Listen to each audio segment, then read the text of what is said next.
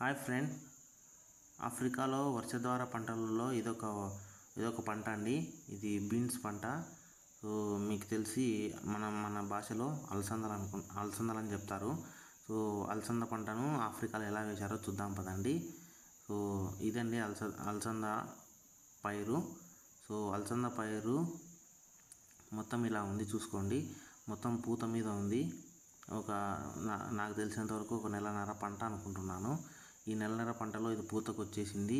Plus అక్కడక్కడ చిన్న చిన్న కాయలు కూడా మొదలైనాయి. సో మేబీ ఇంకా 1.5 మంత్లో ఇది మొత్తం పండిపోతుంది. తర్వాత అప్పుడు నేను మళ్ళీ ఇంకో వీడియో తీస్తాను దీనిపైన, వాళ్ళు ఎట్లా చేస్తారు ఏం కథ అనేసి. చూసుకున్నారు కదా, ఒక సాలు లేదు, మూల లేదు, వేసినామంతే. ఇక్కడ పెద్ద పెద్ద ట్రాక్టర్లు ఉంటాయండి, డోజర్ల లాగా. గొర్రెలు కూడా పెద్దవే ఉంటాయి. వీళ్ళు విత్తనం ట్రాక్టర్లతో వేయరు. సో పెద్ద గొర్రెతో దున్నిన తర్వాత మొత్తం విత్తనాలను అక్కడొకటి నాటుకుంటూ వెళ్ళిపోతారు అంతే. వీళ్ళు విత్తనాలు ఎద్దులతో ట్రాక్టర్లతో వేయరు.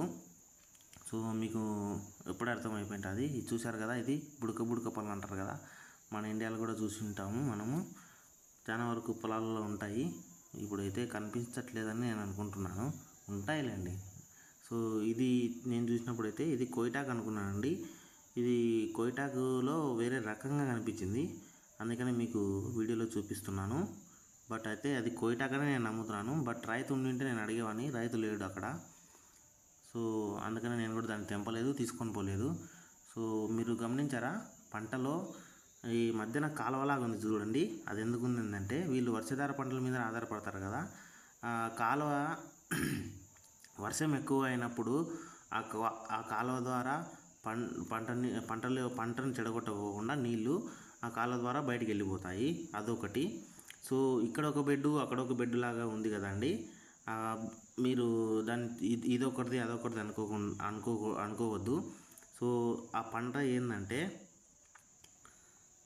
ఆ కాలువ అనేది ఈ పంటను చెడగొట్టకుండా ఆ పంటను చెడగొట్టకుండా నీళ్ళు మధ్యలో వెళ్ళిపోయి ఆ పంటను రక్షణగా ఉండిపోతుంది.